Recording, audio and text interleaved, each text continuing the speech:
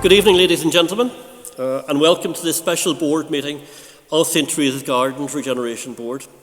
My name is Stephen Rourke, and I am the independent chairperson of the Regeneration Board and have been so for the last 3.5 years, since March 2017. There are 21 members of the Regeneration Board, with roughly equal representation from local residents in St. Teresa's Gardens and the area around Eugene Street and Fingal Street, and from the Tenters, from key statutory agencies who are delivering services in the area, and from community and voluntary sector organisations. We also have elected councillors on the Regeneration Board from Dublin City Council. And in normal years, non-COVID-19 years, the board would normally meet around 10 times every year, and on average we would achieve around 80-85% attendance at board meetings. The Regeneration Board has an oversight and monitoring role, and we try to ensure that everything keeps moving along in relation to the Regeneration programme at a decent pace, and that various deadlines and milestones are being met by agencies and organisations responsible for delivering different aspects of the Regeneration programme. Also, given the broad membership of the Regeneration Board, and especially the representatives from the local residents and the local communities around St. Teresa's Gardens, we are able to pick up on potential problems and issues at an early stage and help to sort these out with the minimum of fuss and disruption to the overall Regeneration programme and in the best interest of local residents. As one person once said to me, like some type of an early warning device, in that given the representation of the board, our ears are fairly close to the ground and we can get stuff sorted, and we have sorted quite a lot out in the last period of time. We also have a role to play in relation to information flow and communications. There's a lot of moving parts to the Regeneration programme. It's a huge development. It's 25 acres in the south inner city of Dublin.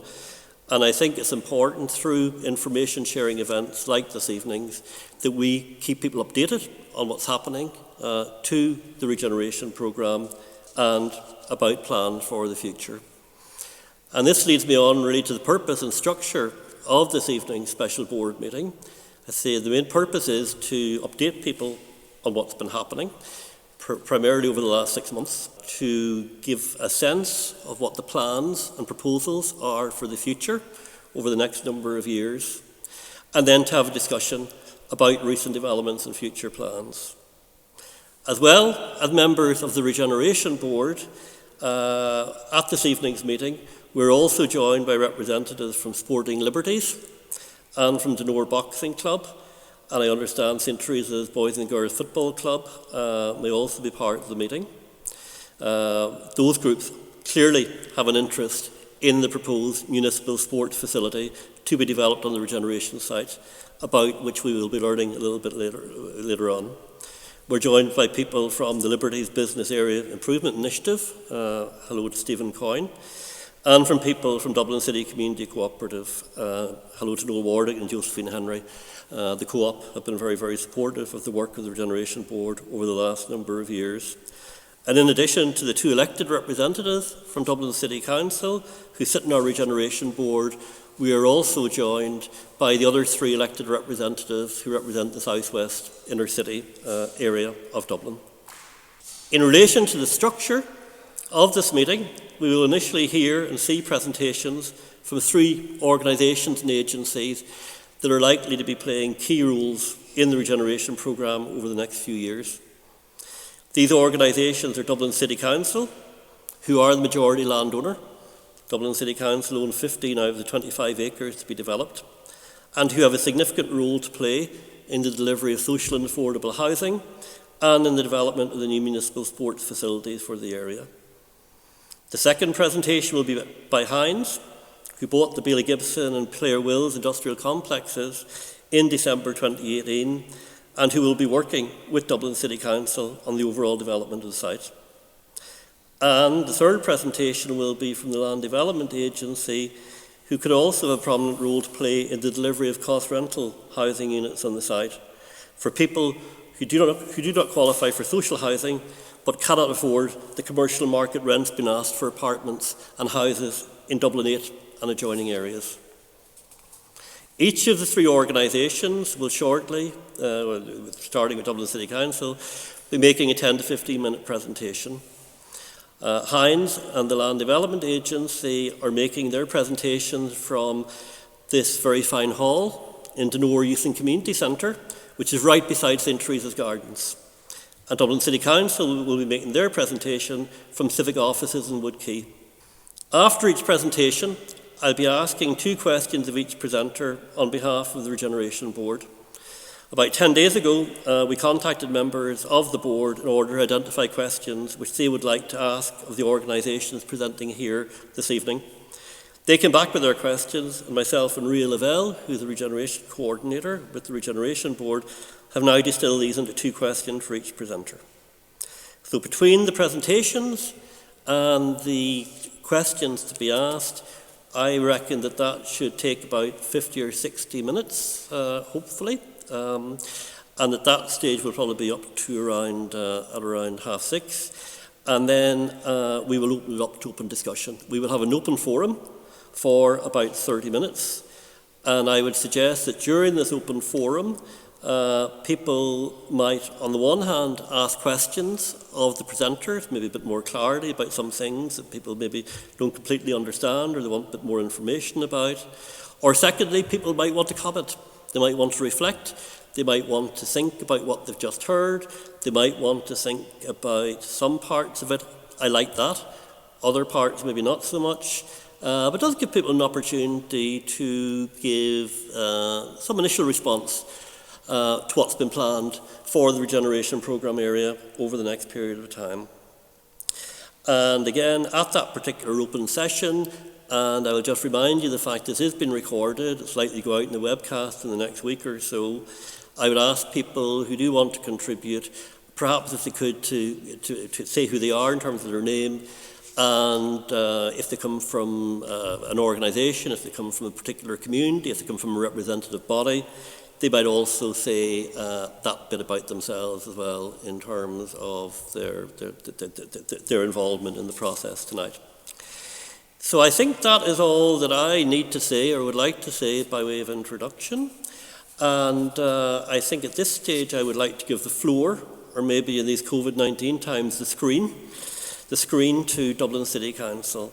And I know that there are 4 representatives, I understand, from Dublin City Council. I think that there is David Deanigan, who's Director of Housing and Delivery, Darg O'Connor, who's Senior Executive Officer and Project Manager for Regeneration, Mark Burke, who's the Chief Quantity Surveyor, and Mary Conway, who's the Deputy City Planner. And I think, as far as I know, that they are all at the present in a room in civic offices in Woodquay. So at this stage, could I pass over to probably David or Derek? Thank you very much indeed. Yeah. Hi, Stephen. Hopefully everybody can hear me. Dave Dinnigan is my name. As you say, I'm Head of Housing Delivery at Dublin City Council. And I suppose today is about updating the Regeneration Board on progress on the St. Teresa's Gardens lands. I say I'm here with my colleagues, Derek O'Connor, who's Head of Regeneration in Dublin City Council's Housing Department, Mary Conway, who's the Deputy City Planner, and Mark Burke, who's the Chief Quantity Surveyor. And I can't see everybody on screen, but I know I have a couple of colleagues up there as well. Tony and Bruce are here as well, who you'll know. I suppose, first of all, I'd just like to acknowledge the work of the Regeneration Board, the local councillors, and particularly yourself, Stephen, and what's been undertaken and delivered over the last few years. It's not often I inherit such good consultation structures and project staff. So, we'd like to build on that over the next few years, which is probably going to be an exciting time, but I'm sure challenging at times as well. So I just want to say that we don't take all that voluntary effort for granted either from the council's point of view. We've been keeping the ward councillors and lately the area councillors and the board informed of progress and certainly on the proposals for the lands in terms of both our collaboration with Hines and our proposed engagements of the Land Development Agency. And I think the Land Development Agency have presented at both the SPC proper and a subgroup or a working group of the SPC as well. From our point of view, it's coming up to a critical period for the project and to decide on how we deliver on key components of the project over the next few years. The planning background will be elaborated upon by Mary, so I won't go into it too much. But I suppose the background was the approval of the City Council of the Strategic Development Regeneration Framework Plan, or SDRA as we call it, in 2017, which was for the St. Teresa's Garden site, but also the Bailey Gibson site and the Players' Wills lands adjoining. And this followed quite a lengthy period of consultation with the local community and all the interested stakeholders. A number of requirements came out of that, including a municipal playing facility, 2 public parks and dressing rooms were included, I suppose, for siting or positioning on the DCC lands. And from our point of view, however, and I suppose very importantly, there was no clear funding channel to deliver all those objectives. Hines acquired the Bailey Gibson and the Players' Will site, I think, in 2018. And we subsequently worked collaboratively to update the framework plan or the implementation plan at that stage. Now, to us, once it was obvious that Hines had immediate plans to develop their 2 adjacent sites, it made sense to see what advantage DCC and the area could garner from that collaboration. And I suppose from our point of view, there was obviously efficiencies to be made by sharing infrastructure at the very least. Just when we got into talks, it was kind of important to keep stressing that we didn't possess the financial resource to deliver all the non-housing elements.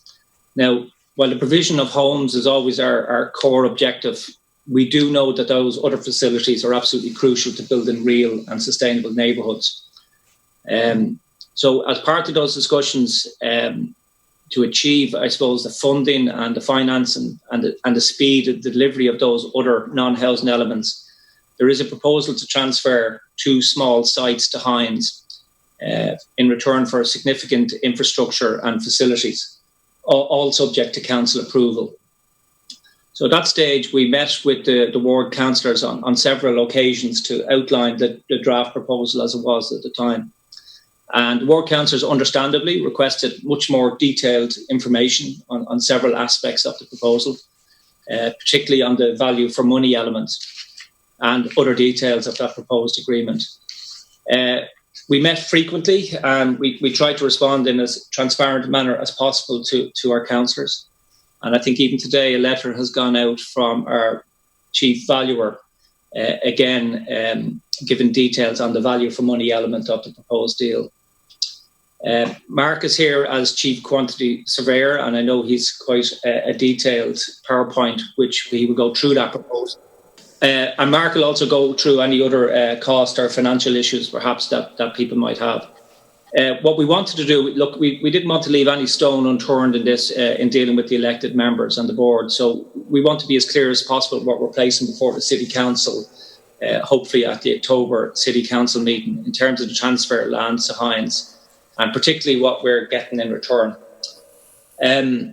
I see Phelim there, and I know that the role of the development agency will be further elaborated by him, but in simple terms, the agency will be acting as our development arm to design and secure planning for the entire DCC holding. And as was stated, this will involve 30% social and 70% cost rental homes. The other advantage, I suppose, in leveraging the value of the two small sites from Hines is that hopefully it will reduce costs for the LDA, which in real terms trickles down to lower monthly rents for the final tenants of the scheme, as well as providing hopefully top-class community and sporting facilities on the site. So just to sum up, the key aspects for us is the delivery of approximately 850 homes subject to planning, developing the key infrastructure and community facilities to go with that number of homes. And then finally, I suppose the disposal report or the transfer of the land to Hines at the October meeting. It's an important staging post for that, and it will determine how quickly and how fast and how effectively we develop out the site. So we'll be happy to take questions. And you made a point, Stephen, as well. If people go home tonight after digesting what was said, we're quite happy to deal with emails coming in from any of the board members, and we'll try and respond as quickly as possible. So to that end, it was just an overview from our side, and I have Mary Conway now who will put up a PowerPoint just to go through the planning context of the site. Thank you. Good afternoon, everybody. As I said, this is Mary Conway here from Dublin City Council. I'm the Deputy City Planner, and I'm just going to provide a very quick recap of the planning background and bring you up to date on the sites of St. Teresa's Gardens, the Clare Wills site and the Bailey Gibson site. I'm sure I don't have to remind everybody of where the site is, but I just want to show the relationship between the three sites. You can see St. Teresa's Gardens there to the north, the Clare Wills site to the southeast, and the Bailey Gibson site there to the west. And you can see the close relationship between the three sites. And you can also get a sense of the scale of the sites involved just by looking at that map. I think it's also important to remember the planning context and I suppose the level of planning work that has been done to date. And I think, as Dave has already mentioned, back in 2016, as part of the review of the Dublin City Development Plan, all of these lands were designated as a strategic development regeneration area. And following then up on the work that was done as part of the development plan, a master plan was then prepared by the City Council in 2017, I suppose, to realise the ambitions and the aims of the SDRA. Following that then, as was mentioned, the Clare Wills and the Bailey Gibson site were sold to Hines. And then at the same time, in around 2018, the Section 28 guidelines for the new apartment standards, as well as the new height guidelines for developments were published by the Department of Housing and Planning. So on foot of both the sale of the lands and acquisition by Hines, and on foot of the changes to the introduction of the new guidelines, it was decided to update the master plan, which had previously been done in 2017. And because of the relationship between the three sites, it was agreed that we would carry out as a joint exercise between Hines and Dublin City Council. And just to recap, this is obviously a map just showing the outline of the strategic development regeneration area, with primarily the green and the yellow is St. Teresa's Gardens, Clare Wills is in the yellow, and the remainder of the lands is part of the Clare Wills and the Bailey Gibson. And I think it's important to go back, and I'm not going to go through every single principle or objective set down in the development plan, but I just think it's important to pull up a number of them because they are of relevance to our discussion here today. I think the first thing is important to remember that one of the objectives of the designation was to develop a network of streets and public spaces. And one of the aims of this was to ensure that the three sites would all be completely integrated, both from a physical, social and economic perspective. It was also, and this is not typical, but it was specific to this site, it was proposed to retain at least 20% of the overall site area as public open space. And that's an important consideration. It was also proposed to provide a full-size playing pitch on the St. Teresa's lands and to provide for a new public park. In addition, it was also proposed to create a really high-quality public domain, a community hub, and to allow for the expansion of St. Catherine's National School. And this here just sort of illustrates the differences between the 2017 master plan prepared by the City Council and then the current master plan, which was prepared in conjunction with Hines. And the principal differences between the two lies in the configuration and the location of the public open space in the centre of the site between Bailey Gibson and Player Wills. The proposal to provide an additional small public play area there to the east of the site, and the proposal then to retain the Player Wills, the factory building there, to the south. And the proposal now, in the original proposal, was proposed to demolish, is now to propose to retain that and to convert that for new uses. And this is just to give you a sense of what the, I suppose, what the public open space might be. So you can see there to the north of the site, you've got the proposed pitch and the park to the north of that. And then in the centre of the site, on the DCC lands, is proposed to provide another public open space. And then again, as I've indicated to you before, another play area then to the east of the site. And then just moving on, then you can, I suppose this is just a sort of a detail of the pitch. You can see the pitch there in the land. You can also see there to the north of the pitch, there's a proposal to provide a new playground, which will serve both the existing community there, St. Teresa's Gardens, the proposed community there in Player Wills and the Bailey Gibson, but will also serve a much wider area. That will have frontage right out onto Denora Avenue, so it will serve a very wide community. And then immediately to the west of that, you have another sort of smaller area of open space, which can be used for both active and passive play. Then moving on, this is just an image of the new Central Park. And moving on again, we see this is an image of what that new Central Park could look like when developed. And then just to conclude, just to give you an indication of the timelines for the submission of planning applications for the development on the private lands. As some of you may already be aware, the Bailey Gibson application is already with An Bord Pleanála, and a decision on that is due very shortly on the 14th of September next week. The second phase then, as indicated there with the cursor, is the Player Wills development, and I'm sure Hines can give you more information on this, but it's anticipated that an application will come in for the redevelopment of those lands and for the redevelopment of the Player Wills factory and the change of use of that factory. That's expected to come in October of 2020. And then the remainder of the lands, including the church lands, it's anticipated that that'll be ready for submission in early 2021. So that's a sort of a recap then of the planning background. Thanks, Mary. Mark is going to do a presentation now just on the costings. So we'll just bring that up. Good evening, everybody. I hope you can hear me. So, as they've introduced me, my name is Mark Burke. I'm the Chief Quantity Surveyor.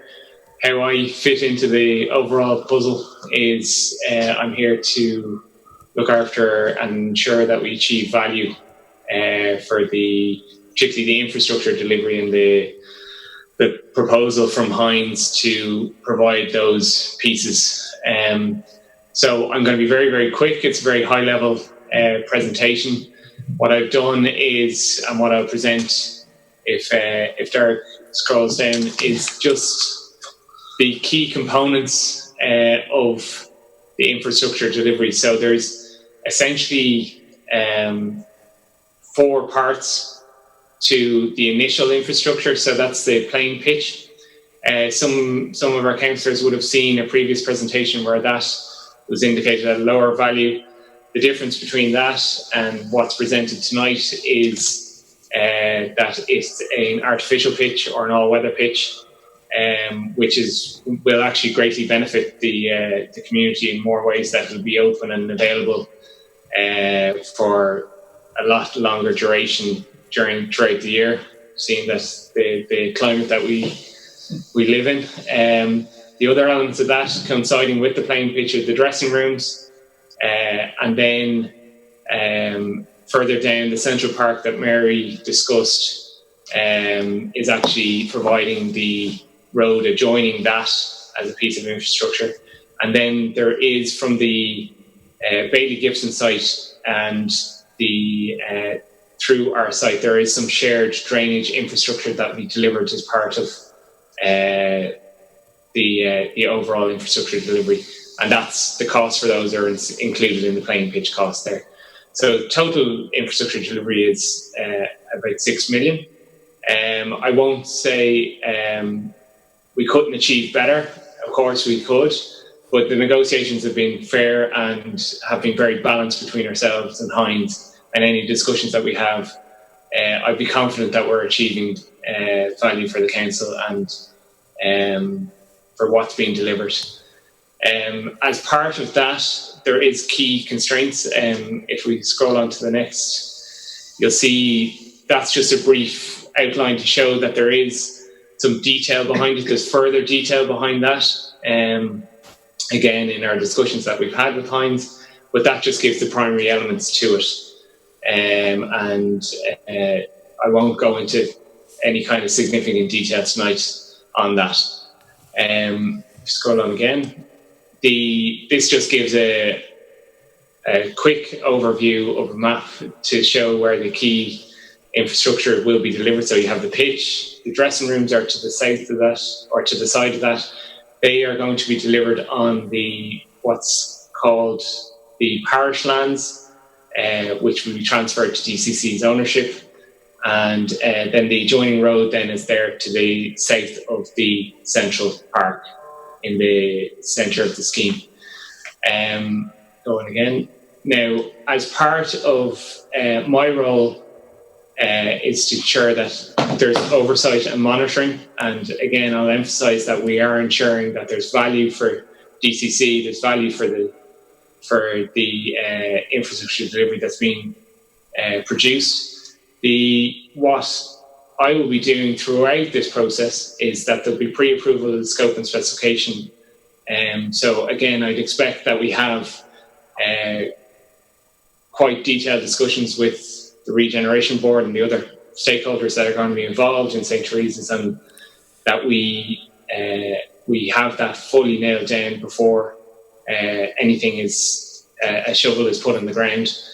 I will be there as part of this as the tender opening, so to give that oversight and to give that independent view and to ensure that DCC is protected at all times.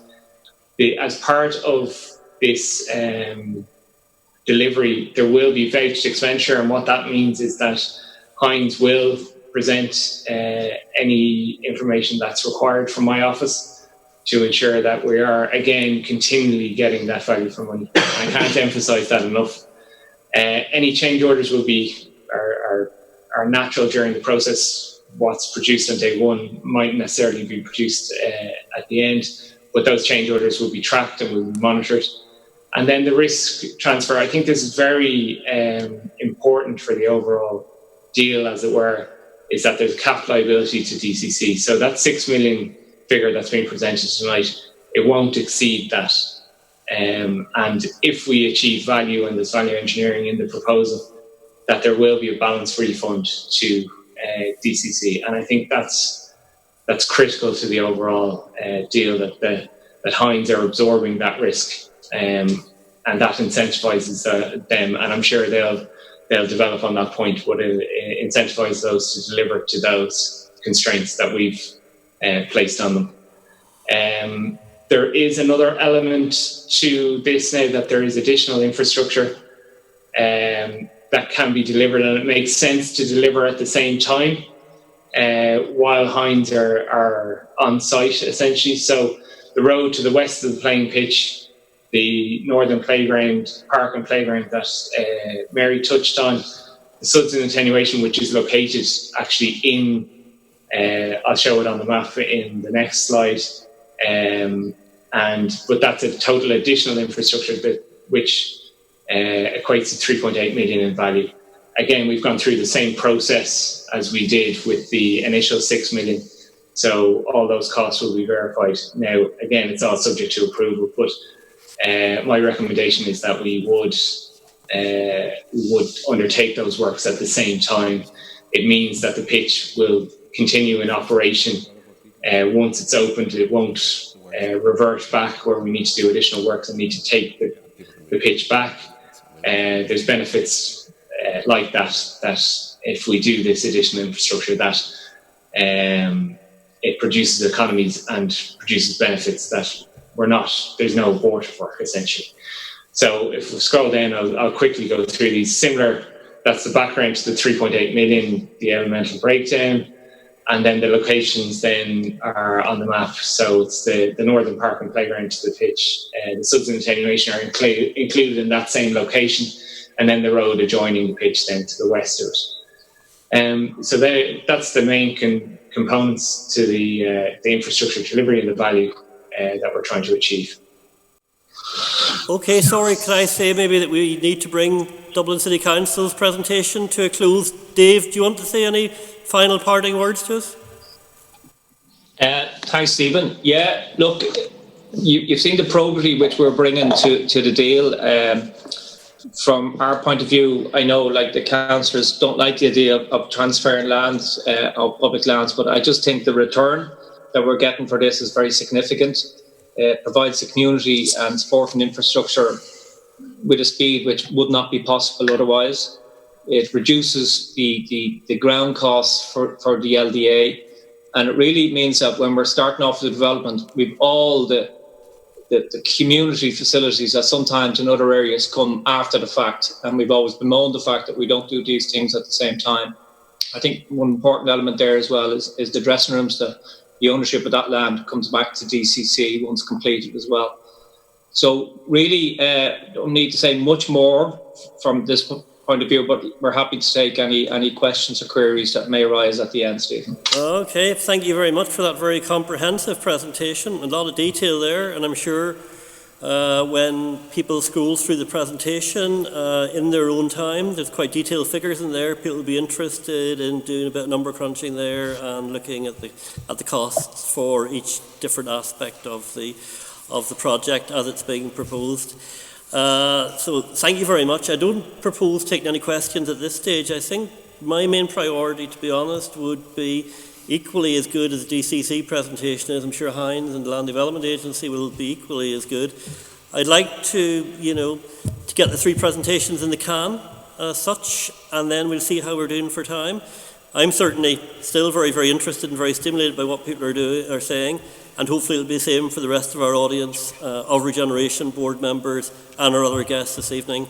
So I think at this stage I would propose that we go straight on to the Hines presentation. So I'll hand it over at this stage to Brian and to Ryan. Thank you. Great, thanks very much. I'll share my screen.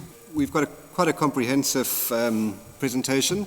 I'm not going to go through everything in huge detail. The presentation will be available afterwards for people to go through in more detail.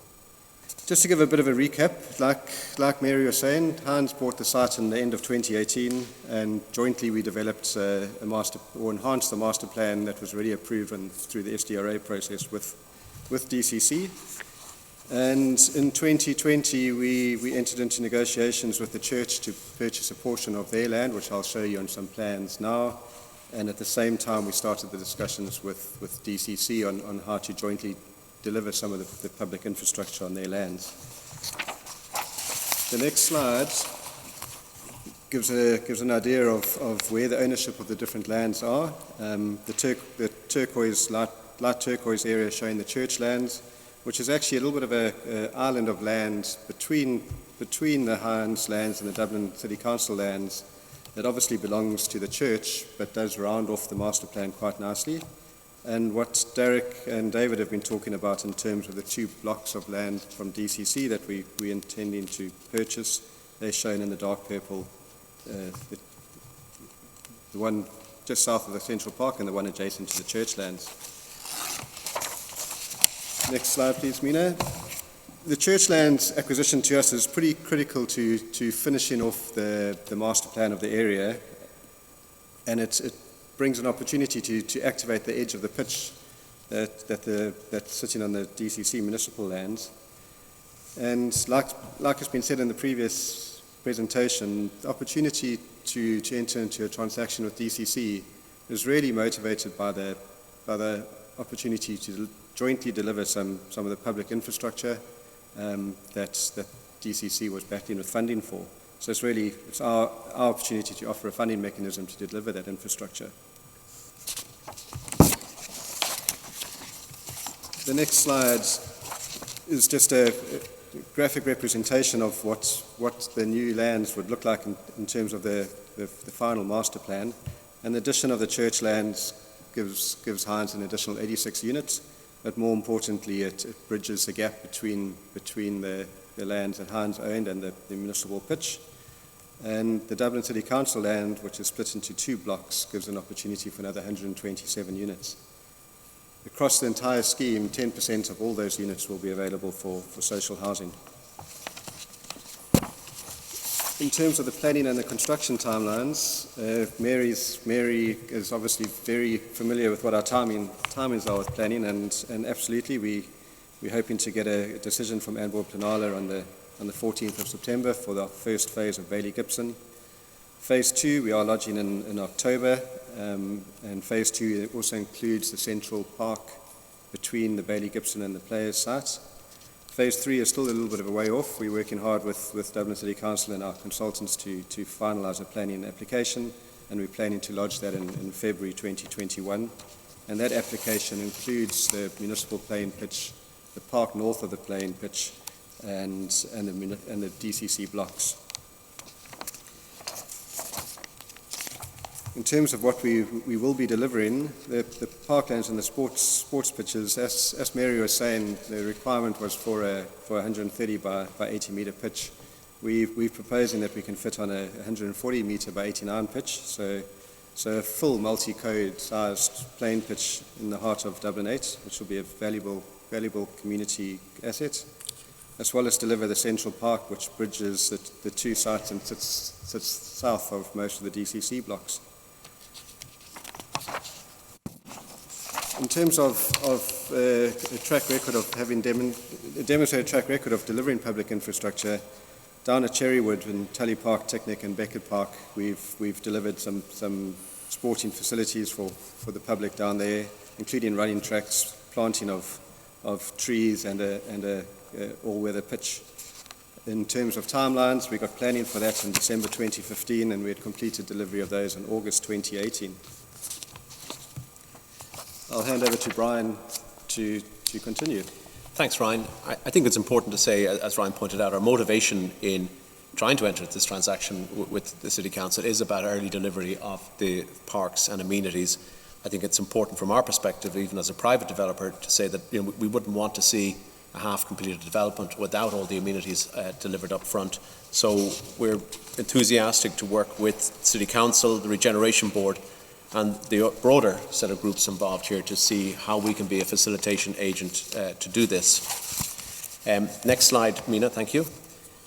Overall, our vision within the site is a very integrated community. It's something we're very happy to be associated with the whole broader St. Teresa's Regeneration area. Not only will there be sports facilities, but we will include some element of retail. There will be cultural space within the Players building. So, as well as, and we're very pleased to understand that the City Council will, obviously in addition to the social housing, will deliver the private market housing. There will be hopefully a cost rental model as well, which we feel very good about, because the overall design, the overall master plan will then have a whole series of different tenures within it, which is very positive. A couple of points just to point out, and if I can, next slide is, obviously we have worked very hard with the Council on the design aspects. It's important to say that we've very much sculpted the blocks. So given the importance of sustainability from a daylight, sunlight perspective and environmental perspective, we've very much taken a more innovative approach to the block design with a mixture of low-rise and high-rise, so that there isn't dark spaces, that there isn't courtyards that don't get daylight, and indeed that the streets get plenty of light. We've also worked with the new codes, apartment codes, to ensure we use land more efficiently. So this is an important, very well-located piece of land. So the new apartment codes allow us to use land more intensively without necessarily, so we're getting more density and more units without the footprint of the buildings changing significantly. We've also increased the street widths. The original design was about 15 metres. That's gone to 18 metres generally.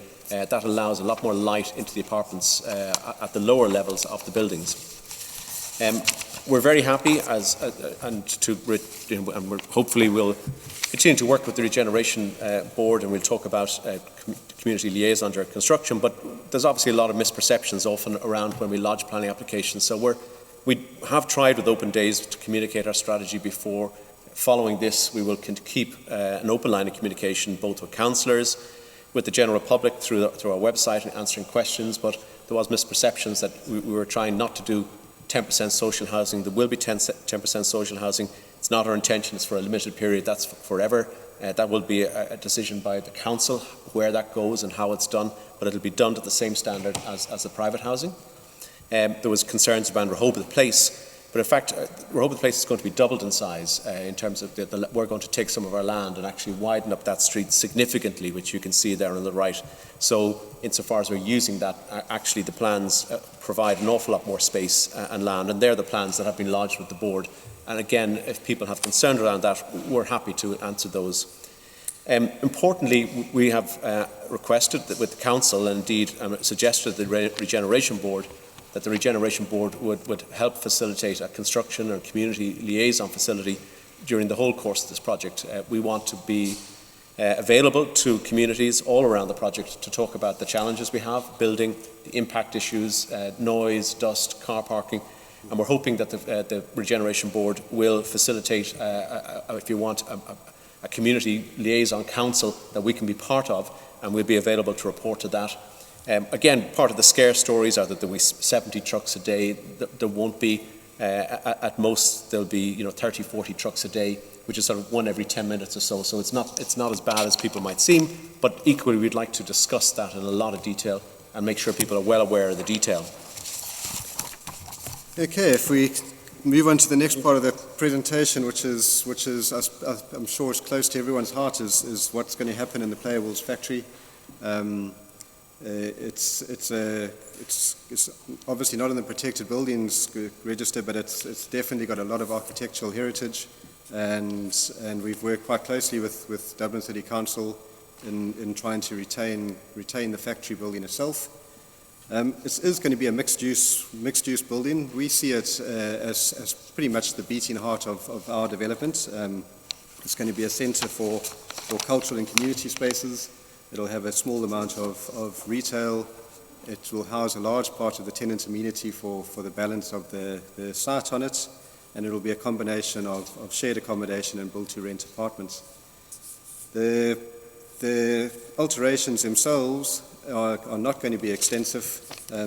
We're maintaining the integrity of the facade, and what we're really trying to celebrate is the industrial heritage of the building with its large open spaces. If we move to the next slide, please, Mina. I think the biggest benefit we've got of working with an existing building such as a factory is the very generous floor-to-ceiling height. So we're sitting with a good 4-metre floor-to-ceiling height, which lends itself to a very, very friendly, open-plan type community cultural hub on the ground floor with a small amount of retail. And then gives us the opportunity to have very, very generous shared accommodation, loft-style apartments in the balance of the existing fabric of the factory. These apartments are a lot larger than what some of the current shared accommodation schemes that have been in the press recently. Our units are 20 to 24 square meters, and we specifically, from an operational point of view, going to be designating those as single occupancy units. So they're very, very generous units. They're going to offer a viable, affordable alternative to people wanting to live in the Dublin 8 community. And just as an example, the floor area of the shared accommodation is a fraction of our entire scheme, with only 7% of the floor area being shared accommodation. And of that 7%, 15% of that is high quality amenity space. I'll jump back in here again. Again, we have done a lot of research around the profile of the potential occupants for the scheme, and obviously the primary demand is for one and two bedroom units, and that is the main focus of our scheme, and indeed all the, if you want, the market rationale exists for that in terms of the profile of the population and people who want to live close to the city centre.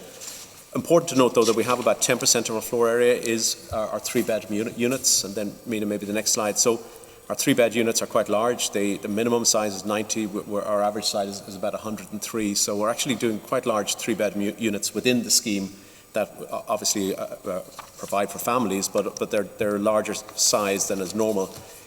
So again, when the plans get submitted, in particular on the player side, a lot of that detail will be available. And if people have questions, we're quite happy to address them at that point in time as well. Finally, I guess in terms of wrapping up, Stephen, so I won't delay things anymore. Clearly, we've looked very hard and looked at clearly we're a privately funded scheme. It's primarily funded by a large Dutch pension fund, so there has to be a market rationale to it if we're going to get funded. So we have to match the unit types with the demographics in Dublin.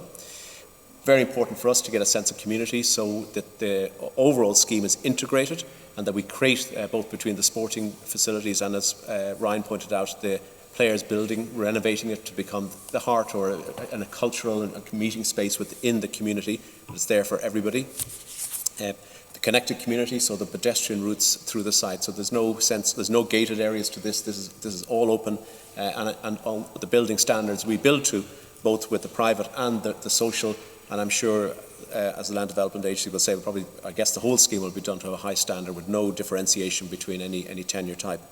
And sustainable movement, we have a limited amount of car parking. We will have innovative shared cars, electric cars, for people who want that in the basement. But all our market research is that a lot of people who decide to live in this part of the city will be because they don't need a car, because they can cycle or walk to work. And therefore, it's not our intention to put a lot more burden in terms of traffic on the wider community, and we've done extensive amounts of work on that.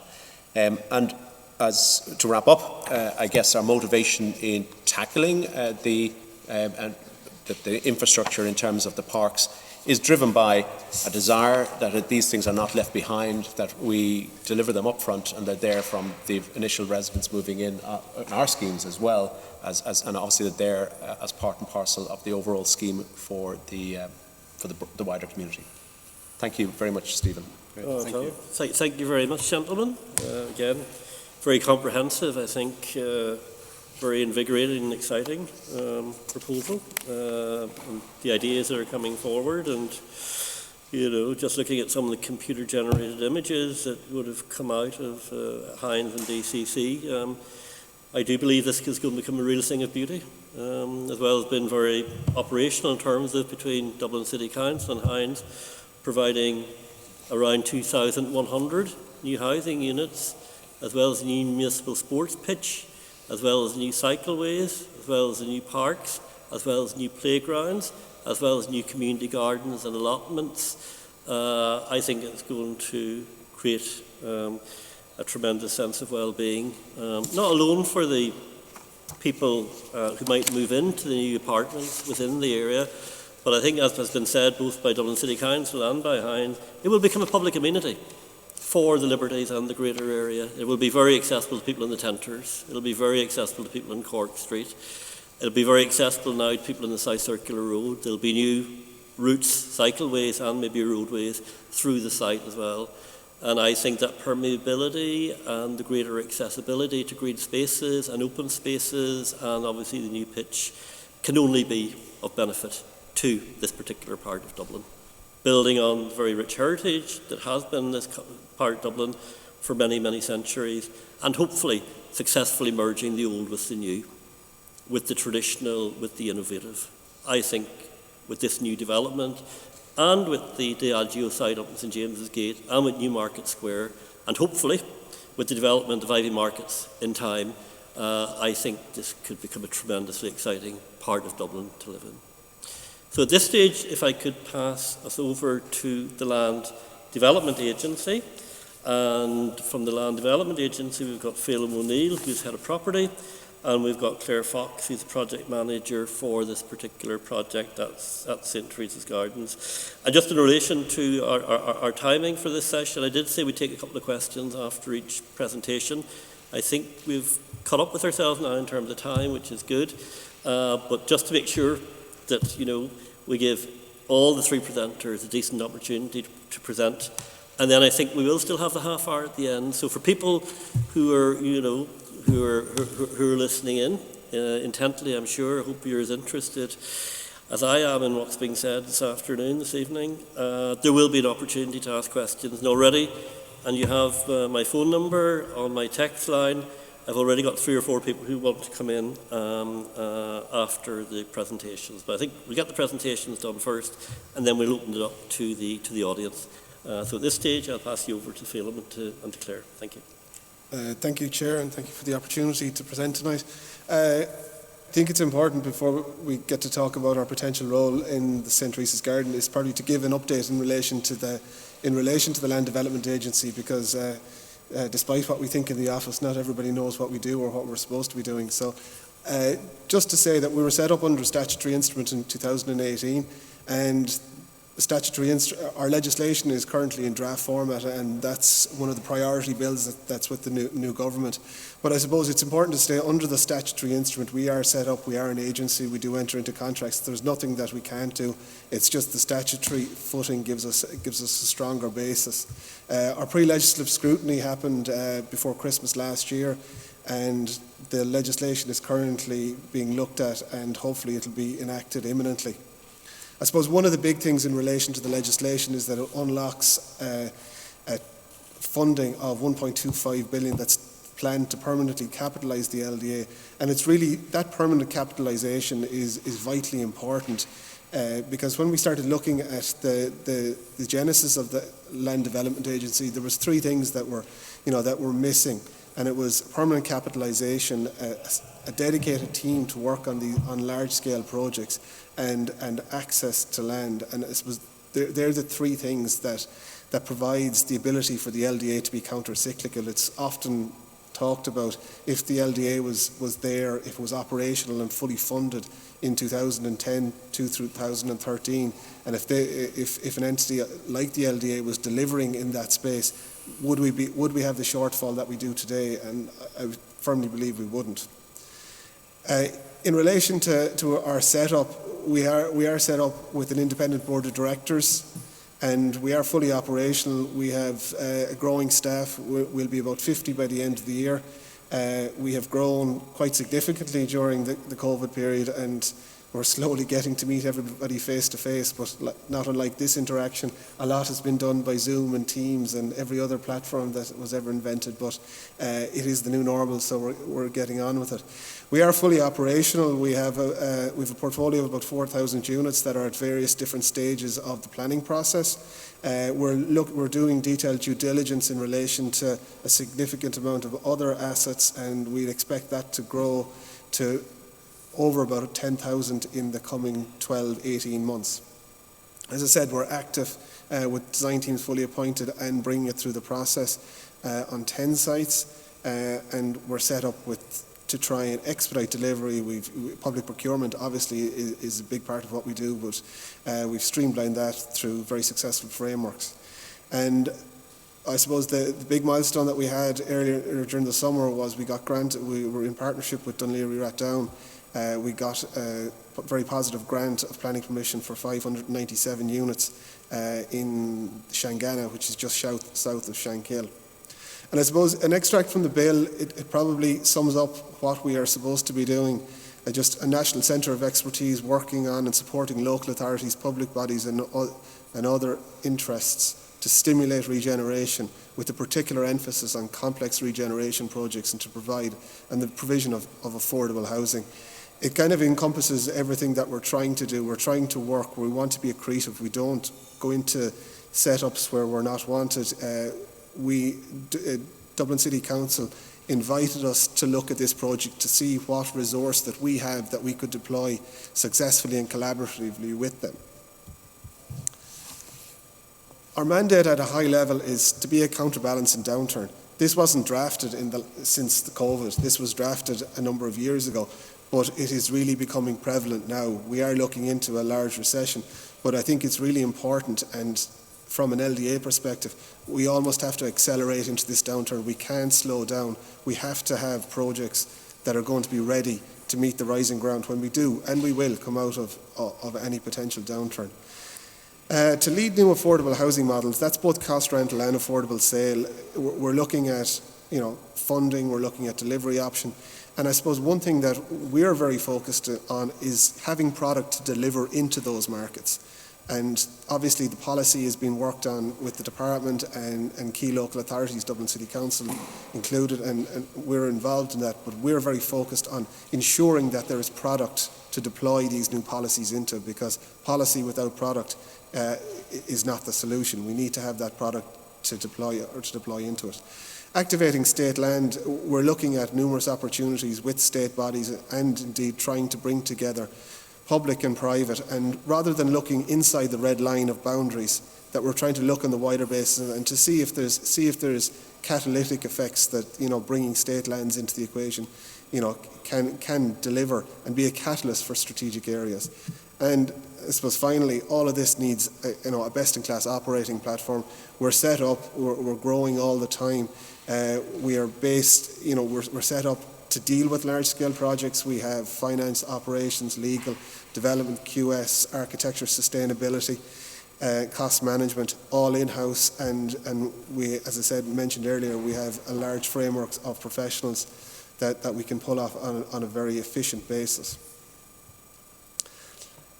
I suppose the counterbalance in a downturn is very prevalent, and what we're hoping to do is to try and ensure that when other operators may be pulling their horns in and slowing down, that we can play our part in relation to trying to keep a baseline, a strong baseline of delivery, keep it going, keep that pipeline churning over, all the way through from a strategic site assembly to the bringing planning permissions through. And it should be said that from strategic site assembly all the way through to planning, it's not an overnight process. It does take years.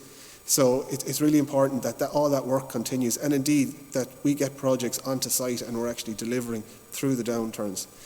We're really keen to engage in trying to bring funding solutions and partnership arrangements with various different landowners, like the local authority. We have a very successful relationship with Dunleary in Shangana, and we're developing a very successful relationship with Dublin City Council and other major local authorities, and I'll get to that shortly.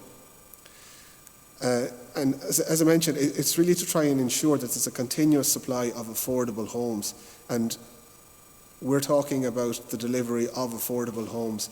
And I think in the context of St. Teresa's Gardens, there is going to be a large quantum of private, there's going to be a large quantum of social, and I think to make it a really successful scheme, there has to be a large quantum of cost rental units to provide, as the Chair said, for the people that don't qualify for social, that might struggle to pay private, that mid-market key worker accommodation would make this a really high-quality mixed tenure scheme with a reflective demographic of the area. We will look for strategic land acquisition, and what we're hoping to do is to ensure that through effective contractor procurement that we can expedite delivery on site. As I mentioned, affordable. The definition of affordable is always a fairly active debate. But as I mentioned, where we're focusing on is the people that don't qualify for social, and the people that can't afford or really struggle to pay the private market. And it is a large cohort of society, from graduates all the way up to families. And I think this is one of the areas that has been forgotten about, and it's really incumbent on us and other players in the market to try and start filling this gap. As I mentioned, we're active on a number of sites across a number of geographies. Our large proportion is in the Greater Dublin area and basically mainly around the cities. We were born out of Project Ireland 2040, so the National Development Plan growth areas are really around the cities and some key towns. I suppose the largest site that we have at the moment is the Central Mental Hospital in Dundrum. I'm sure everybody will have driven past it, whether they knew what was behind the wall or not. The Central Mental Hospital was built in the early 1850s and the gates have been closed ever since.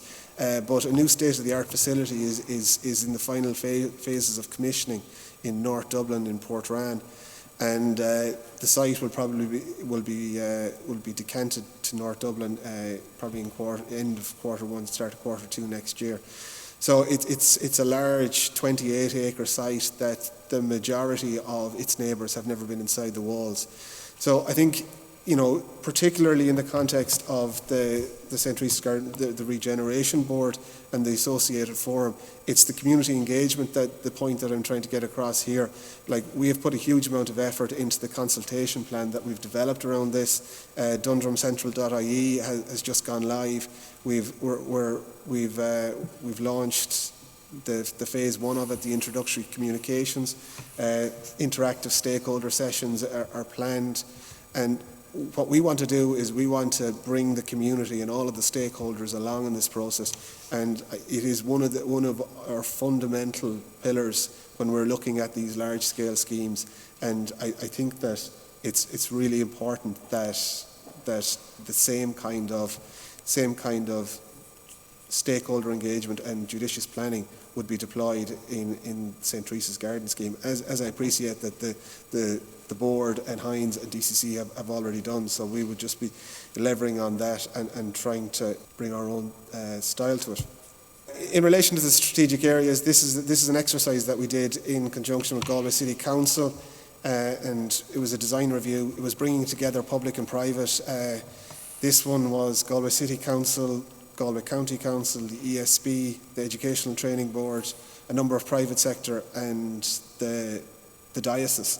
But essentially, we brought together just shade over 21 acres, and we carried out a design review. The next phase of this is a master plan exercise that will hopefully act as a regeneration of a very large-scale site, a kilometre from Eyre Square. So this is the kind of public-private bridging exercise that the LDA is trying to actively get involved in, and to trying to move the conversation on in these strategic areas. As I said, we're working very, very efficiently with a number of local authorities. I mentioned Shangana in Dunleary, that we have a successful grant. That is about 60% through the detailed design, and we would hope to begin the public procurement process for a contractor later this year, with a view to being on site in the first half of next year. The Cork Docklands is a vast opportunity, and we're providing some services to Cork City Council in trying to pull that together and to bring forward what would be a transformative project for the area. I mentioned Sandy Road. Colbert Station with Limerick City Council again is a large area that we're carried out a design review, and we're following on with the development framework plan. And it brings me to St. Teresa's Gardens with Dublin City Council. So in relation to the St. Teresa's Garden proposal, DCC and the LDA are finalising a legal agreement and a governance structure which would mean that the LDA would engage a design team to immediately progress the scheme with the lodgement of the planning application in 2021. This would be levering off all of the work that DCC have done with Hines in relation to the master plan. The image there is, I've actually borrowed it from a Hines, one of the Hines documents, so I hope you don't mind. But I think what it really shows is that these two schemes are inextricably linked. And to ensure that, Brian mentioned earlier about that there's no doubt that both schemes will be of high quality. I think that's undoubted. Both schemes will have to be of the highest quality because simply the sites deserve it. But I think that the interface between the two schemes is vitally important. The spaces between the buildings, between the schemes, is what will make this a community and stitch it together.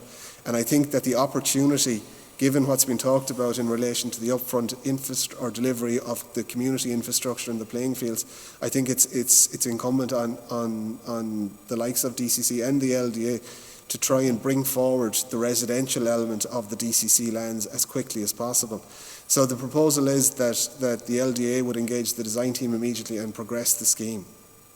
As I mentioned, we've we've said from the very outset of our discussions with DCC that a comprehensive public consultation plan will be a vital cog in the successful delivery of the scheme, and there is stakeholder engagement opportunities all the way through that process. As soon as the design team will be appointed, that plan will be put in place, and I think that the forum here, as Hines have mentioned, would be a vital cog in that, and to try and ensure that this is a scheme that can deliver as much as the items that people want. And the ultimate objective is that the LDA would deliver all of the social and affordable cost rental units together as one composite scheme to ensure that there's a consistency in delivery, and that the scheme gets delivered not on a piecemeal fashion, but as expeditiously as possible, and that it's a true mixed tenure scheme, that it does have that private, that it does have the cost rental, and it does have the social, and it has the amenity, and the amenity is delivered there up front. So it's not like some schemes of the past that units were delivered and then potentially that the amenity provided afterwards. So just on the next slide, I suppose the benefits. I suppose people will ask, what are the LDA doing here? I think I would go back to my initial slide of the reason we were set up is to try and assist local authorities and state entities in delivering large-scale complicated regeneration projects. We are resourced to do it. We are a state entity with the mandate for the delivery of affordable homes. We are funded, as I mentioned, our legislation that will be enacted later on this year will deliver us the capital to be able to deliver these large-scale projects. And I think we are ready to appoint a design team once we finalise an agreement with DCC to commence the planning process, which in itself will take a significant amount of time. But if we don't start that process, everything else gets delayed thereafter. We have an experienced team internally on large-scale projects that we have assigned this project. Claire will be managing this, and she's managed very similar projects to this within Dublin City Council to great success. And I suppose it's probably important to talk about being a state agency, not unlike DCC. COVID-related funding risks are undoubtedly there. The government exchequer is heavily constrained, and projects could fall by the wayside due to a lack of funding. The LDA has the resources currently to be able to deploy into these large-scale projects, and given its location and the importance of this project, we feel that the St. Teresa's Garden project is one of the most important projects of the city. And I suppose finally, DCC is a client, and we would see it as that the elected members and the public stakeholders have key roles, and as well as the DCC executive and management team, that this is a collaborative process, not unlike the work we've done with Dunleary Rathdown. This has been a collaborative fusion, I suppose, of ideas to try and bring projects forward and expedite them, and ultimately to get them delivered. We don't want this to sit on a drawing board for many years. What we want to do is get the planning through and put a procurement strategy and get on site and to deliver, albeit slightly behind Hines, but we'd hope to be hot on their heels. Sorry, I hope I haven't gone too much over time, but thank you again, and happy to take any questions. Well, thank you very much for another very comprehensive proposal, or presentation. Yep, and I think you're right, your initial comments, because to an extent, the Land Development Agency is a new kid in town, that, people mightn't understand properly the background, the genesis, the role, the function of the Land Development Agency, what the value added is on top of what local authorities can do or other public sector organisations. So certainly I'm a lot more informed than I was 20 minutes ago, so I thank you very much for the presentation. I think for our audience out there, you'll be glad to hear we're going to open it up at this stage, and thank you for your patience. There's actually one question that did come up from a couple of the Regeneration Board members, and I suppose it's a question maybe for the Land Development Agency and for Dublin City Council as well. And the question would be this, that Derek would have mentioned, or that Dave Deanigan would have mentioned DCC's intention to to help in the construction of up to maybe 750, 800 social housing and cost rental affordable housing units on this particular site. The first 54, I'm glad to say, are nearly at completion stage, the builders' parcels. Hope to be able to hand them over to the DCC and the existing residents of St Teresa's Gardens in the first quarter of 2021. So we're not too far away from the first 54 going up. But I suppose the question is, as somebody said to me, is it privatisation by the back door? That if Dublin City Council are saying that there's going to be upwards of 700-800 either social, cost rental or affordable purchase houses on the site, can there be a guarantee that that's what will be delivered at the end of the day, utilising for the reasons that you've outlined, Phelim, the Land Development Agency? Or is it a situation where the client is DCC and you beat to the drum of the client in terms of they set out the writing instructions? Would that be right? So the DCC want every single housing unit within their lands for housing to be used for social, affordable, cost rental, that's what you'll deliver? Absolutely. Like for example, in Shangana, sorry to be referring to it, but that is 597, 200 of which are social. There's a shade over 90 that are affordable sale, and the remainder, which is about 307, is cost rental. So it's local authority land, and they determine what the mix in. As Dave mentioned, the working assumption here is that it would be about 30% social and 70% cost rental. And obviously, there's, as Ryan mentioned, there's 10% of the Hines allocation that would be made available through the Part 5 mechanism. But the answer is simply yes. It is. So that guarantee is there that it will. It's not privatisation by the back door. It is the local authorities' land, and they will determine the mix that is on it. I don't know if Dublin City Council want to add to that. That seems a fairly, comprehensive response. That's a certitude there, I think. So look, we'll move on. DCC might want to come back at a later stage. Okay, let's open up to the discussion.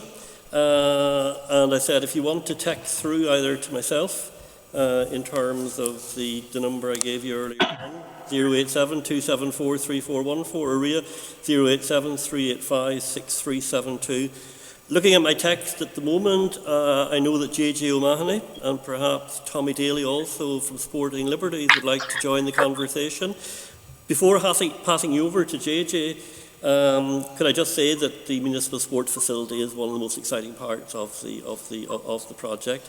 That as well as the 45 odd families who are still living in the two remaining blocks of St Teresa's Gardens, there are also other sitting tenants such as the North Stores, the retail unit, St Teresa's Boys and Girls Football Club and the Nor Boxing Club. And we're endeavouring to try to get those people sorted out in terms of new premises.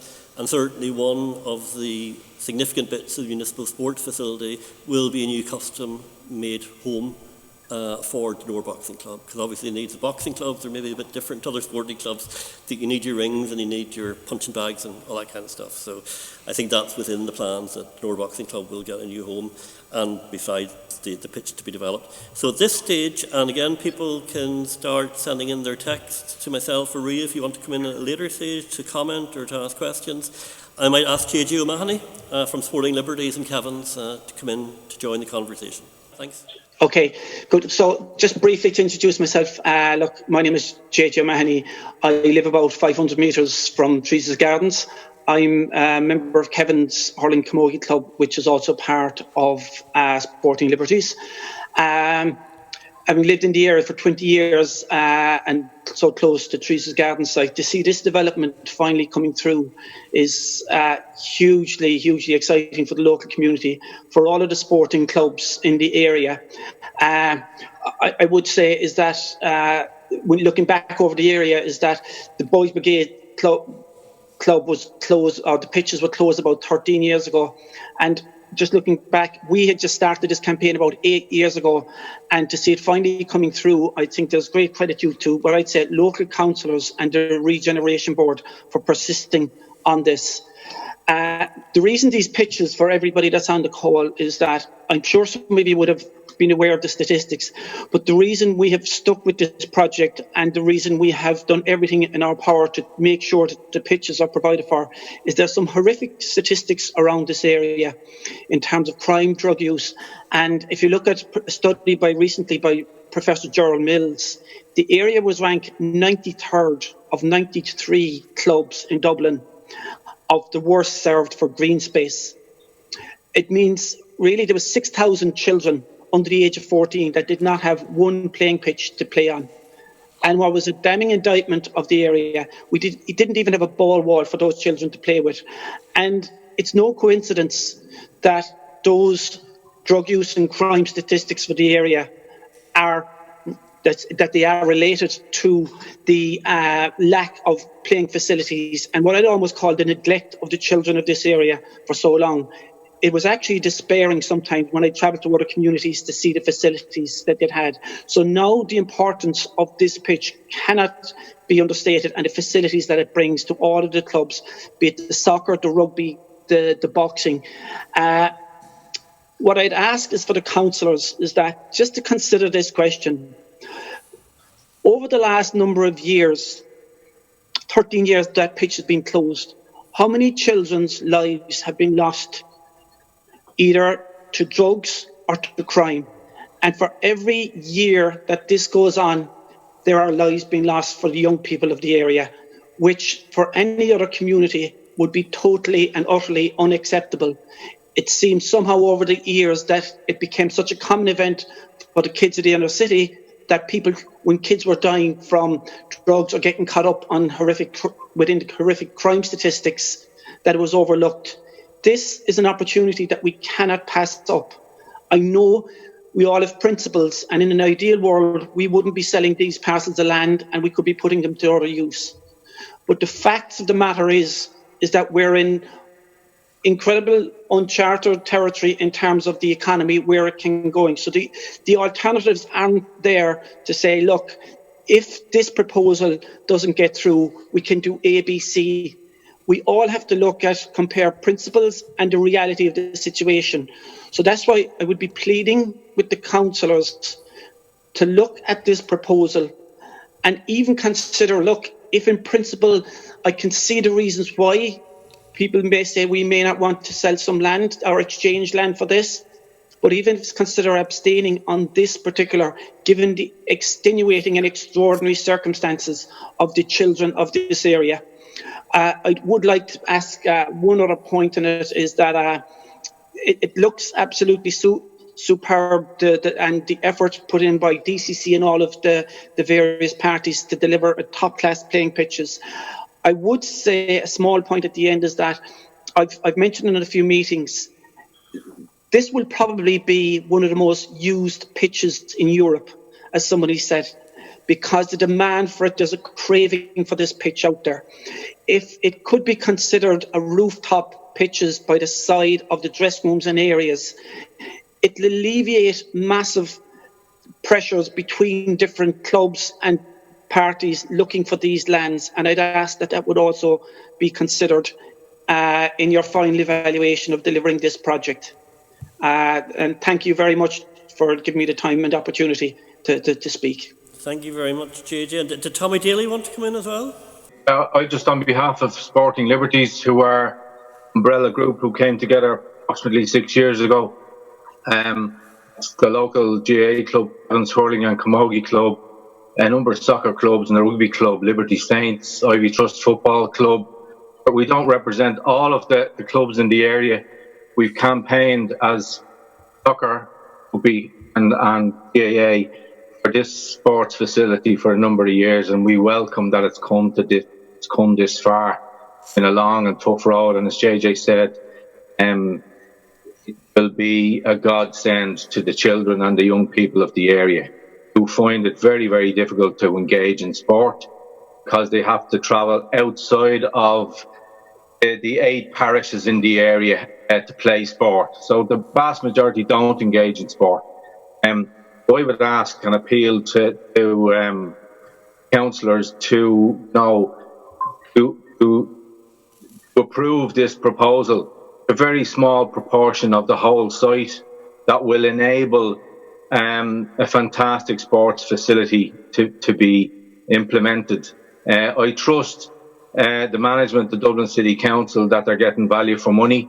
I think it's up to Dublin City Council to fully demonstrate openly to all of the councillors that they are getting value for money, that it's representative of value for money in comparison to other sales of development land throughout the city.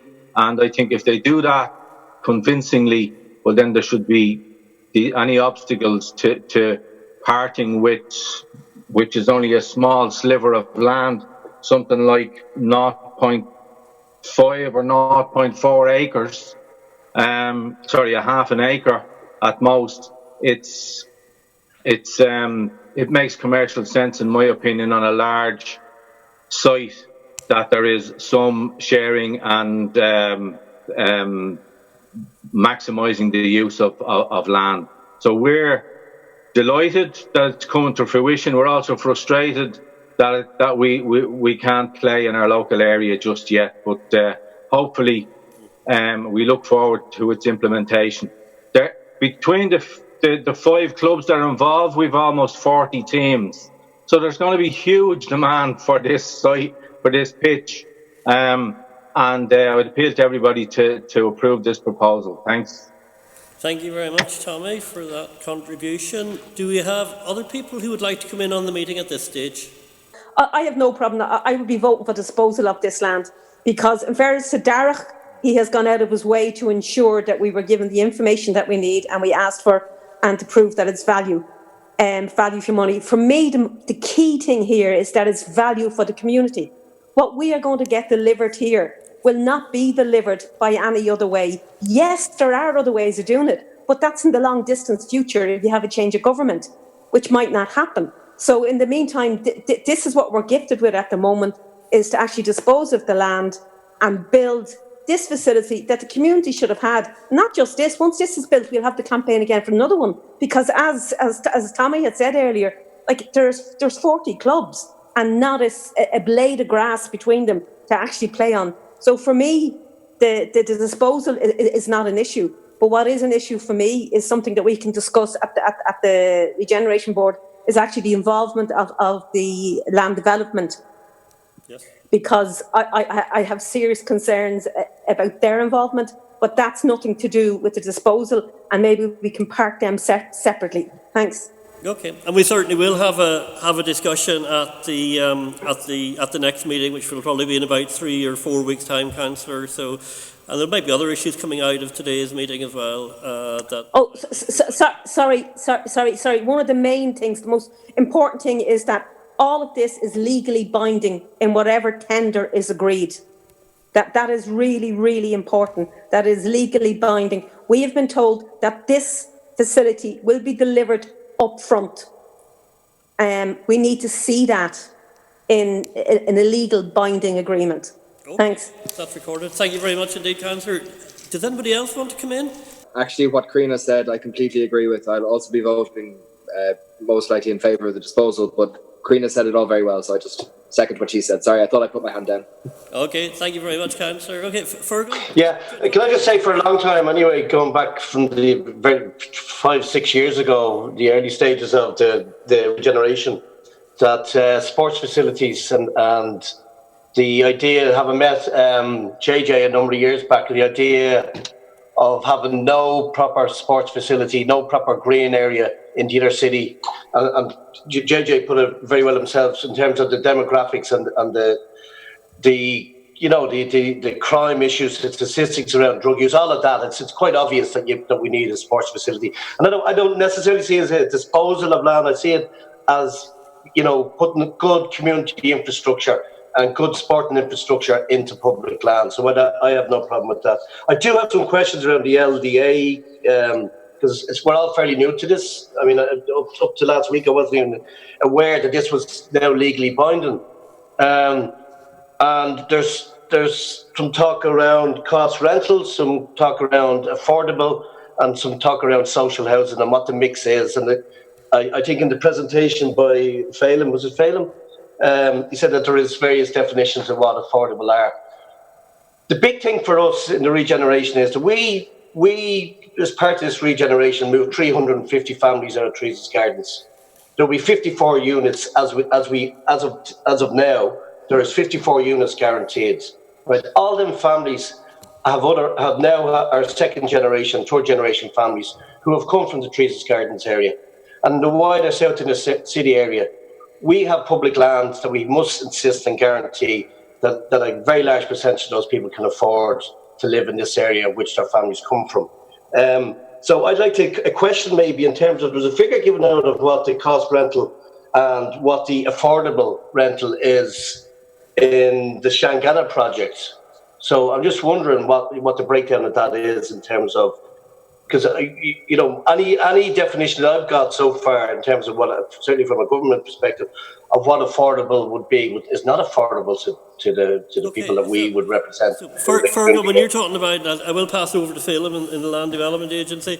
Are you talking about the likely monthly rental cost, or are you talking about the income brackets of people that would? In the Shangana, sorry, in the Shangana, there's Shankills. 90 affordable and 200 social. Just what the definition is that? Because it was kind of said that there's various definitions, but what's the definition of the Shangana one? In Shangana, it's 200 social. There's approximately 90 affordable sale, and then the remainder is cost rental. In relation to the affordable sale, that's the policy has been worked on by government, and that the exact makeup of that is subject to policy. For a cost rental, it's basically a function of the cost of delivering the units and the cost of operating the units, and that determines the monthly rent. So it's about trying to deliver as efficiently. Is income associated with cost? Is income taken into consideration in cost rental? I think there was a time in terms of the cost rental where a single person earning up to 50,000 and a couple earning up to 75,000. Are those still floating around, those kind of figures? I think what Fergal is asking is who would be eligible for cost rental. Well, it's a function of government policy, and as I mentioned at the outset, the cost or the affordable rental scheme is currently under consideration with the Department of Housing and the government. Ultimately, what the LDA is trying to do here is to try and bring forward product as efficiently as possible to deliver into it. If the project doesn't go forward for planning permission as soon as possible, and if it doesn't get onto site and get built, who's eligible for the units becomes a moot point, because there's no units to be delivered. We're very much policy takers. We don't create the policy. That's government. We're here to try and deliver the product into the policy that is created by government. Okay. And our objective is to try and deliver that as efficiently and as sustainably as possible. And I suppose the proposal that's on the wider proposal that's on the table here, that the LDA in partnership with DCC is going to lever off the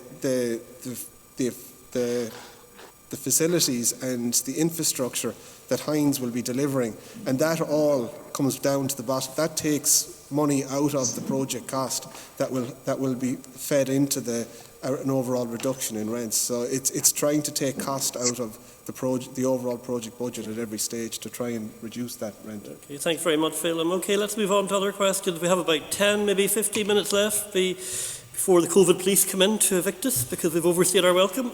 So I think that if we have other, it could be questions, but equally people might say, I like it, I don't like it, there are bits of it that I'm worried about or whatever. So let's open it up again. Any other hands up? Anybody else coming in, Ria? Sorry, Stephen, I have two questions here from Breda O'Hare. Breda O'Hare is on the board. She is involved in the Tenter's Residents Association. Okay, fire ahead, Ria. Yeah, these two would be for Hines. So how will Hines ensure that there will be no structural damage to the houses closest to the site during construction phase? And the second question, where will the construction workers park during the construction phase? Okay, I'll pass you over to Ryan. Great, thanks. Thank you, Ria. Obviously the intent is not to cause any construction damage to surrounding houses at all, but as a precaution, what we are doing at the moment is we've got a company called Savills who are busy doing a condition survey voluntarily to all the houses around the site. So what I would recommend is anybody who's been approached by Savills, let them carry on with their condition survey. The reports will be made available to each occupant, so you'll get your own condition survey of your house. And what that will provide is a baseline of the conditions now, so that any damage, heaven forbid, that is caused during the construction process can be remedied. As I said in the beginning, obviously the intention is not to have any structural damage at all to the houses around the properties. In terms of the construction parking, all the construction workers' parking will be accommodated on site, so there shouldn't be any more congestion to the streets or taking up of any of the public parking on the streets. And again, Stephen, as I said, we're very happy to, as soon as is practically possible, set up a committee with the Regeneration Board, including all the stakeholders, to talk through those issues in detail and plan for that now, rather than have things evolving by accident later on. I think the one point Ryan made there, which is important, is that any neighbour or adjacent person who is close to the site, who is concerned in any way, to contact us, and we will visit with them. And if there's surveys needed, or some preventative issues, and we've already had, I think some of the councils have reached out to us with individual concerns from neighbours, and we've already gone to meet them. But if people will contact us, we're ready to go meet with any neighbours and work through issues. Okay, thank you very much. Okay, any other questions, comments, any other hands up from anyone? Anne Canning would like to come in now. Anne Canning, yes, Anne is a resident representative. She lives in the Fingal Street and area, close enough to the site. Yes, Anne? I had two quick questions. One was for Hines. I was wondering about the cultural aspects of the Player Wills building, and it stated that would be available to the wider community, and I was wondering, how do you guarantee that? I was sort of indicated the contrary, that it would just be for the residents of the Hines development at one of the open days. So I'd love Hines to clear that up. Okay, Hines, do you want to respond to that? Is it going to be an open facility, or is it confined to the residents of people living there? No, absolutely. The cultural space that we're planning on the site, in addition to the changing facilities for the sports pitches and the boxing club, are going to be located in the factory building. There's a commitment to provide 35% of that space to cultural and community use, and that's going to be fully open to the wider community. It's not a tenant-specific amenity at all. In terms of curating that space, we haven't finalised our plans there, but we have been in contact with DCC's Arts Council, and we are looking at ways of how we can curate that space to make it a valuable community amenity. Yeah, I think what we're happy to, really we'll take guidance from Dublin City Council and their Arts Department on that. It could be something that the Regeneration Board has some views on. I think we will have property management, we'll have our own maintenance security people in the overall development, so we can provide some services in terms of maintaining it and opening and shutting and doing things like that. But we don't have an objective other than to make the space available. And again, through City Council or the Regeneration Board, we're quite open to enter into discussions, to make sure that that's done in a fair way, a transparent way, that one group doesn't feel they're disadvantaged over another. So we're an open book in terms of how that is managed. Okay, thank you. And Anne, did you have a second question, or was that the main one? I do have a second question. It's probably something we're going to end up teasing out again, but it was about the breakup for the Land Development Agency or Dublin City Council. They're stating that there would be no affordable purchase in the numbers on the site that would be under the control of the Land Development Agency. And I was just wondering what the thinking is on that. Okay, thank you. Yep. So at the moment, it'll be social, it'll be cost rental. Is affordable purchase an option or not? Yeah, sorry, Stephen. Dave Dinnigan here. Dave, yes. Yeah, can you hear me? Yes, go on ahead, Dave. Yeah, look, what we want is a sustainable community there, and 30% social of quite a large figure is a lot of social. it'll return back, I suppose, the figures that you mentioned earlier, or one of the other speakers mentioned what was there originally in Teresa's Gardens. We want to hold on to the properties. I think the state needs accommodation for people either at the social housing category or just above it in terms of people who can't afford the high rents or don't have the security of tenure. So we want it to remain as a state asset, and that's the core principle. And that's an interesting, I think, a bit of analysis I was reading in the paper from the Dublin Economic Workshop. Michelle Norris from UCD was saying that maybe in the last 50 years, the state has lost 40% of its housing stock. So I think that's an interesting point that Dave made, that if it's cost rental, if it's social housing, it stays within state control for future generations. But again, we will have a discussion at the Regeneration Board about how Regeneration Board members feel about this. Okay, any other comments or questions before we finish? Sorry, Stephen, I meant to ask a really important question. It's for all of the presenters and all of the different agencies. Yes. Will there be a local labour clause in these construction sites? It is really, really important. We had a local labour clause in Teresa's Gardens and Dolphin Regeneration. We could have got better out of it, but pilot schemes are always harder to deliver on. But these sites, this development, this construction, post-construction, can really connect communities to opportunities. And if we could try get it stitched in somehow into any, I don't know if you get it into the tender, if you get it in, but that we would have discussions about community benefit clause. Okay, thank you. I'll start off with Hines, and then we'll go to DCC and the Land Development Agency for this one. I think we're very open to that. It has been part and parcel of other schemes where we've operated. We've put in a local labour clause and asked all the contractors to adopt that. That has meant we've had to engage with the local, various local agencies, in particular the guys in promoting apprenticeships and jobs. We're actively ready to do that. We're happy to do it with, we will contact the relevant state agencies on the jobs front, but also through the Regeneration Board. If we can do something, we're happy to do that.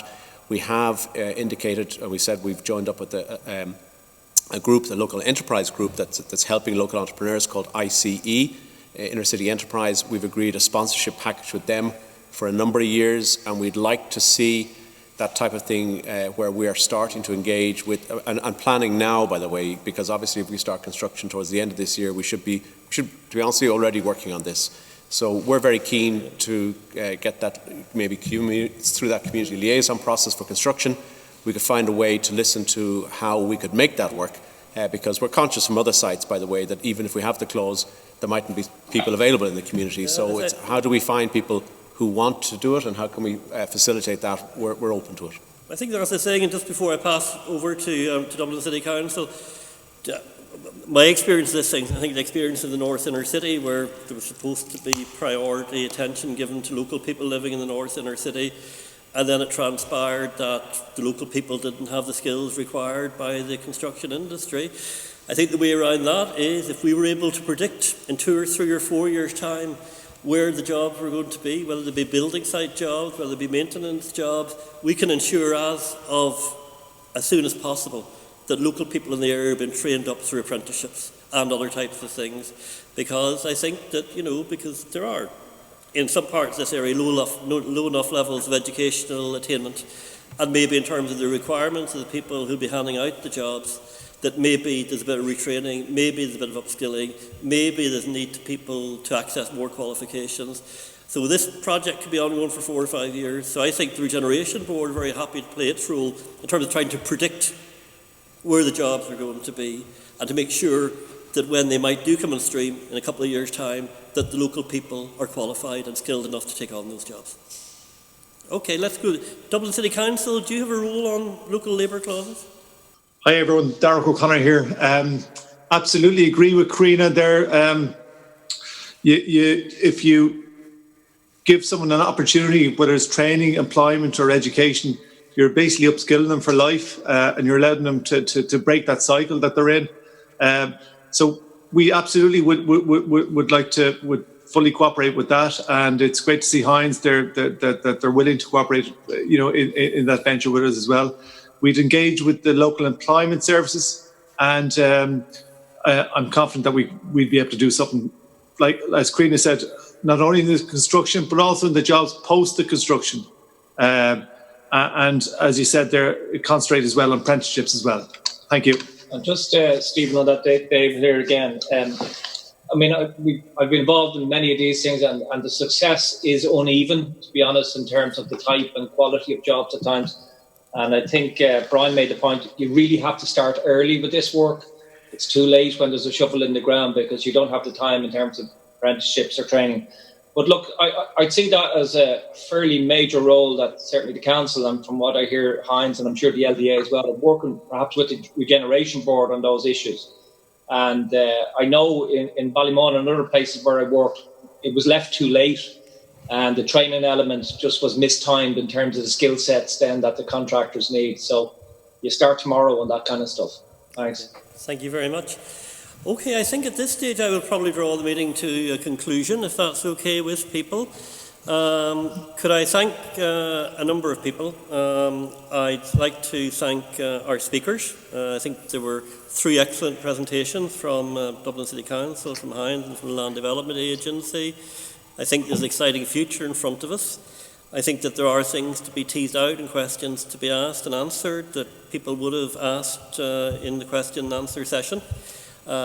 In relation to the Regeneration Board, we're happy to take on whatever role is identified for us. Our initial role was to ensure the successful transition of existing residents from St Teresa's Gardens to their new homes. That, hopefully, will be happening in the first 3 months of next year. Our role beyond that, I think the Regeneration Board, we'd be happy to look at it, whether it be doing that employment needs map into the future and trying to identify where to link young people and others out of the labour force in for jobs that might come in the future. We're happy to look at a public community consultation role, as the LDA have done in Shangana. We're also, or in Dundrum, and we're also happy to look at adopting some type of a construction liaison role. I know that there are different ways of delivering that. As the councillors will know, in St James's Hospital for the Children's Hospital, that there is a project monitoring committee, that there is a residents' alliance that has been formed. But I guess, you know, if you look at the makeup of the Regeneration Board, that we do have the 3 legs of the stool. We have the residents equally represented with the statutories and with the community and the voluntary sector. So we're happy if we have the structure in place, and people are happy for us to play any one of those roles, play those roles into the future. So I'd like to thank the speakers. I'd also like to thank the people who gave invaluable technical support over the last few weeks. Ria Lavelle and Mina Fitzgibbon from Hines have been outstanding. I'd like to thank the technical people like Dara, who are in videoing us tonight, and his team. And hopefully, you know, in the next week or so that we will have, I think we will have a very good webcast production that we will obviously edit up a little bit to get rid of maybe the 30-second pauses here and there, but I'm sure that is very, very achievable. And I say thank you very much to the people who've listened in tonight. I know there's been a fair bit of listening. Hopefully you find it interesting, you find it stimulating. So thank you again to everybody involved in this particular exercise, and enjoy the rest of your evening. Ihawa.